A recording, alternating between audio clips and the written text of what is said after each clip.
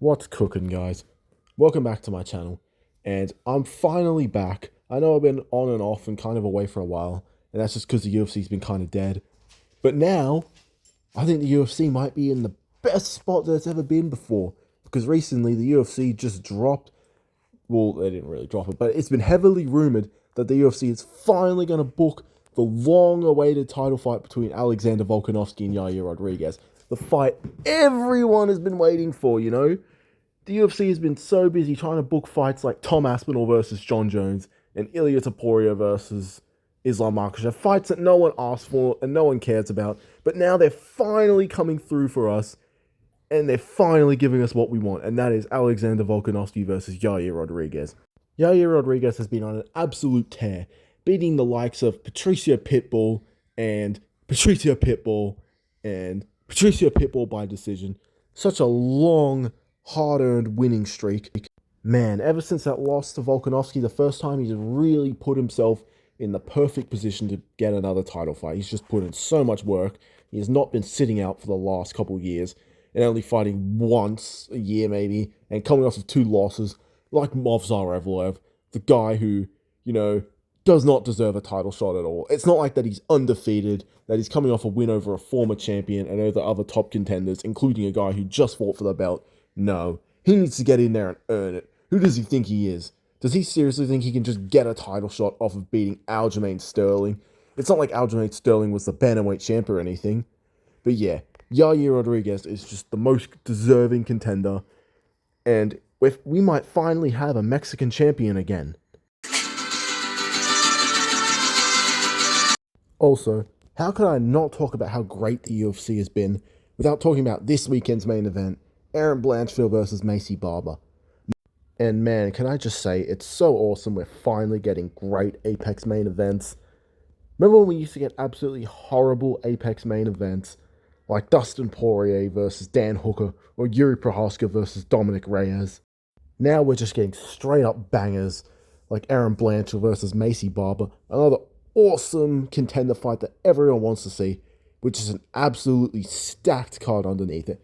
As a matter of fact, the card is so stacked, I can't even name a single fight on the card. It's that stacked because there's just so many that my brain gets overwhelmed, so I just can't name a single fight. But man, I am just counting down the days, losing sleep till this awesome main event starts. Man, I just love seeing women fight in the UFC and main event. Don't you just love these women going at it for 5 rounds, just showing off their skills and their power and everything? Man, it's awesome. I'm just so progressive as a YouTuber and as a human being. I just love feminism. And speaking of awesome stacked cards with brilliant main events, let's talk about UFC 316. Sean O'Malley has just been on an absolute tear since losing to Merab, beating the names of, again, he's beaten so many people, I can't even name a single person he's beat because my brain would just crash from the amount of high-level fighters he's beaten in the 9 months since he lost to Merab. And the card underneath it is just so unbelievably stacked. Honestly, I think this might be one of the best cards of the year, with one of the most hype main events.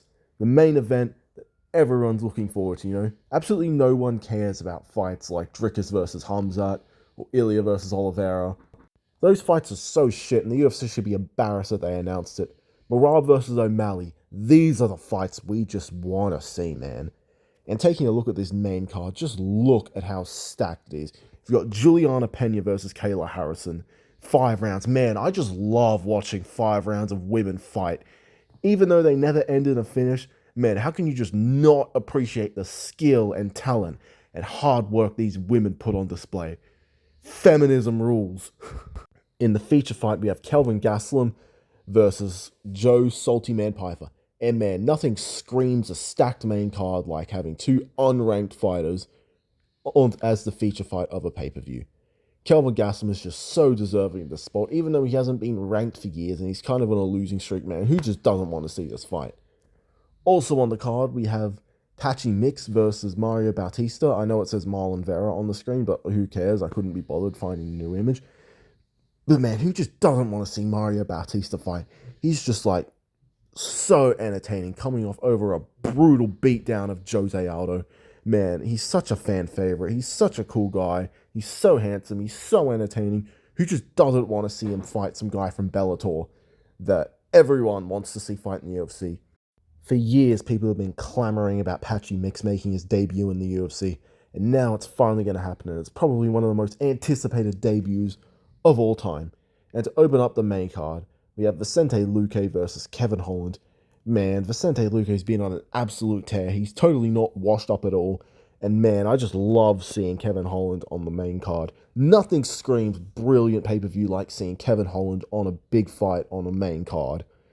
Man, he's such a warrior out there. He just goes out there and just gives it his all no matter what, win or lose, regardless of the result. Kevin Holland doesn't quit in there and will fight till the end. And man, I'm just so hyped for this card. This card is so brilliant with 5 jaw-dropping fights that I am just losing sleep over. Like, I'm just looking at this card and honestly, I don't even know how to react. It's just so fucking stacked. Man, this is just a really awesome time to be a UFC fan, because recently we also just had Valentina Shevchenko versus Manon Fiorot, and honestly, I think that was the fight of the year. That was just such a back and forth fight. Just such a war. I was awake all night after watching that fight. It was just absolutely brilliant. Honestly, I think it stole the show from that horrible main event between Jack Della and Bilal Muhammad. Man, that was just such a shitty fight. And just a sad excuse for a main event. Honestly, I think this fight should have been the main event of that card. It felt like the main event. It had way more hype.